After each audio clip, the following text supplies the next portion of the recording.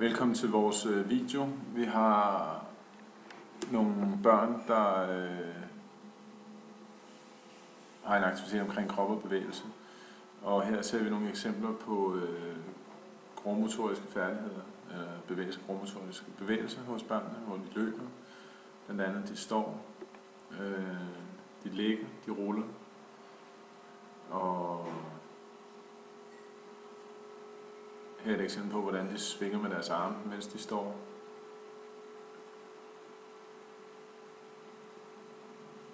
Og kommer også nogle eksempler på, hvor børnene de hopper.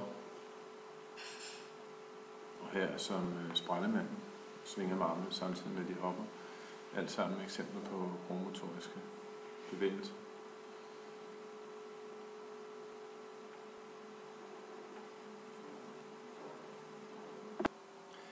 Og vores definition på det vi forstår ved grovmotorik og finmotorik, det er, at for at være i stand til at udføre noget finmotorisk, så skal man besidde de her grovmotoriske ting, som vi også var inde på lige før. Altså man skal være i stand til at rulle for eksempel, man skal kunne kravle, sidde, stå, for at være i stand til at kunne udføre driblinger og kaste en bold, gribe en bold osv. De her ruller, som vi blandt andet ser her, det er også noget, der er kategoriseret som noget, der bliver refereret til som milepæle. Der er første milepæle, den første milepæl, anden milepæl, tredje og fjerde milepæl, hvor man simpelthen langsomt udvikler sin grovmotoriske dygtighed, hvor man simpelthen starter med at rulle og krybe, og det leder så til, at man kravler, og derefter kan sidde, og så efterhånden kommer man op og stå og er i stand til at udføre bedre bevægelser. Og netop når vi er ved grovmotoriske bevægelser, så er der også flere eksempler på.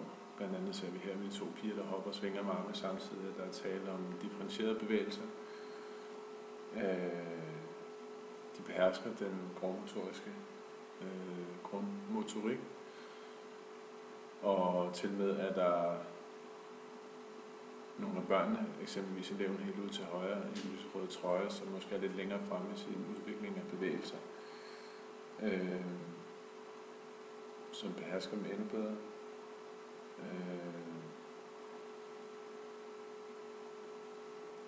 Ja.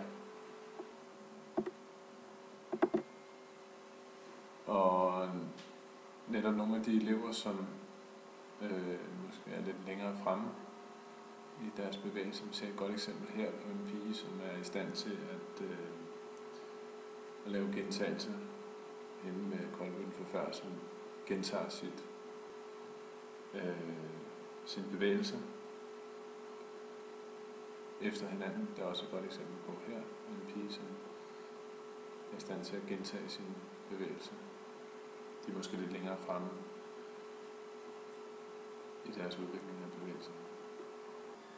Nu skal vi til at tale lidt om sanserne. Den første, vi skal kigge lidt på, det er den, der hedder den kinestetiske sans, som også bliver kaldt stillingssansen.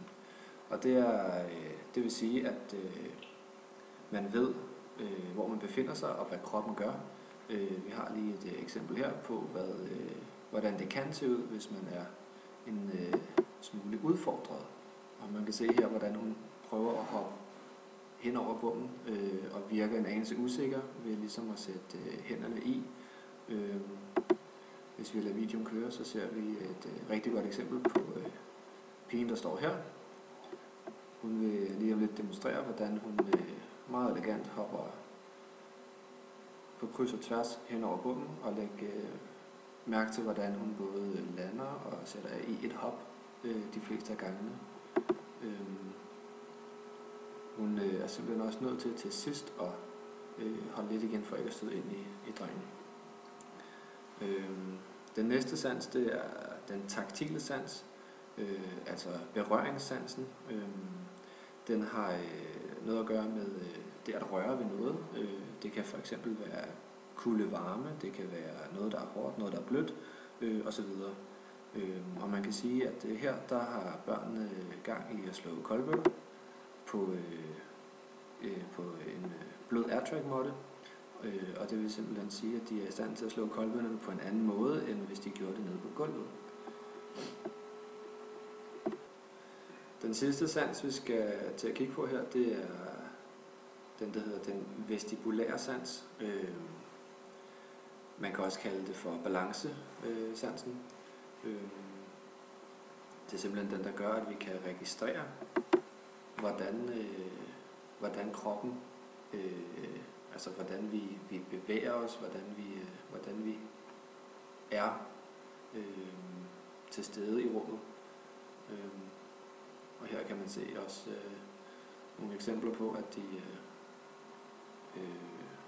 er i bevægelse og simpelthen har gang i balancesansen.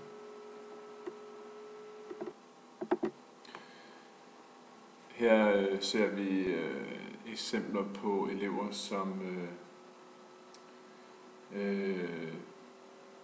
befinder sig i en orienteringsfase, når det kommer til hvilken fase de befinder sig i det motoriske læringsforløb. Og det er tydeligt at se, at de er i orienteringsfasen, den der hoppede før. Generelt set på hele videoen, så tror jeg, vi er et felt omkring grov koordineringsfase og orienteringsfase. Vi har også haft eksempler på enkelte elever, som er rigtig langt fremme i deres udvikling af bevægelser. Det skyldes højst sandsynligt, at de har haft længere træningstid, så de mestrer deres niveau bedre end andre. I tillæg til den anden video har vi her en video med nogle børn, der spiller fodbold, boldspil, og det er gode eksempler på finmotoriske bevægelser. De behersker det grovmotoriske, og de behersker det i sådan en grad, at de er i stand til at finpudse meget fine detaljer i boldspillet. Og det gør de ved at træne driblinger og finter, eksempelvis. De er tydeligvis meget automatiseret i deres bevægelser, og det hænger også sammen med, at de har haft en lang træningstid, højst sandsynligt i deres boldspil, i deres fodboldspil. Og det er et godt eksempel på automatiserede bevægelser og finmotoriske bevægelser, vi ser med børnene her. Ja, og nu skal vi se på nogle piger her, som har lidt svært ved at få det til at køre med de her ruller her. Og der kan være flere grunde til det. En af dem kan være, at de bare har haft en lav træningstid, og det der vil være godt for dem her for at styrke deres motoriske udvikling, det vil simpelthen være gentagelser, så de kunne få noget af den her kropslige erfaring læret, så de vil få en større selvtillid, når de skulle til at ind i de her ruller, og derved kunne opnå et større flow. For det er netop en af de ting, som idrætsunderviseren kan gøre, det er med gentagelse, og så er det ved at præsentere dem for et varieret udvalg af bevægelsesmønstre, og lade dem prøve det, så de ligesom kan lade det blive en del af den måde, som af deres kropserfaring. Altså at de også må kunne få det til at være lillehjernen, som husker det, altså at det bliver automatiserede bevægelser. Og nu skal vi snart se en pige, som virkelig har fået en passende sværhedsgrad. Hun er længere fremme i sin motoriske udvikling, og det er også en af de måder, som idrætslæreren kan hjælpe det enkelte barn med sin motoriske udvikling. Det er simpelthen ved at tilpasse sværhedsgraden individuelt. Og der kan man se hende her pigen, hun er helt gået fra de her symmetriske bevægelser, som de andre de arbejder på, over i mere differentierede bevægelser. og endda helt sammensatte bevægelser. Hun er højst sandsynligt blevet præsenteret for et varieret udvalg af bevægelsesmønstre og har haft en høj træningstid, det vil sige har øvet dem meget og har fået dem automatiseret, og derved kan hun nu begynde at sætte dem sammen. Ja, så og det betyder meget, at man kan differentiere undervisningen på den måde, for at idrætsunderviseren kan støtte barnets motoriske udvikling optimalt.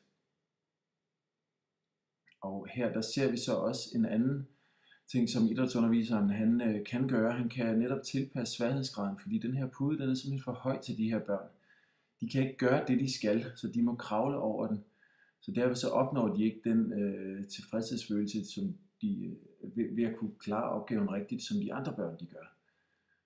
Og snart her der kan vi se hende pigen i den lyserøde trøje her. Hun er nu udsat for en aktivitet, som hun mestrer, og man ser hendes tilfredsstillelse ved den. Hun kigger sig omkring for at se, om der er nogen, der har set det. Og altså det kan jo være svært for idrætsunderviseren at støtte det enkelte barns motoriske udvikling, men det afgørende det er, at de får lov til at bevæge sig igen og igen og igen, og bliver præsenteret for et varieret udvalg af bevægelsesmønstre, så der ikke er nogen af dem, der ender i den motoriske onde cirkel, hvor det er, at de så simpelthen ikke har lyst til at bevæge sig, ikke får stimuleret deres motoriske sanser og udviklet deres motoriske udvikling, og derved går deres motoriske udvikling mere eller mindre i stå. Og hvordan kan man udvikle det? Det er i hvert fald vigtigt, at det er i en legende atmosfære. Det kan være en stemning, som de har her, hvor de får lov til at blive udfordret på mange forskellige måder. Der er mange voksne om dem, og der er en god stemning. Det kan også være med simple spil og lege, som f.eks. hospitalsleje, stikbold, fangeleje, hvor de skal løbe, de skal hoppe, de skal kaste en bold efter hinanden. Hospitalslejen, som er i mange varianter, hvor de også skal bære hinanden, løfte rundt på hinanden. Det kan være med simple boldspil, som at trille og kaste og sparke, og det kan også være med forskellige bolde, mål og forskellige redskaber, så deres taktile sans den også bliver udfordret.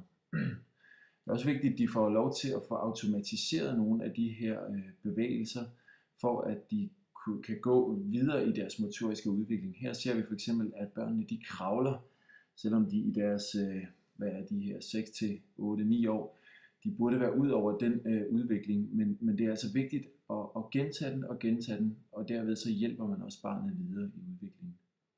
Her der ser vi en gruppe børn, som har haft det sjovt og ser ud som om, at de alle sammen er blevet stimuleret i deres motoriske udvikling.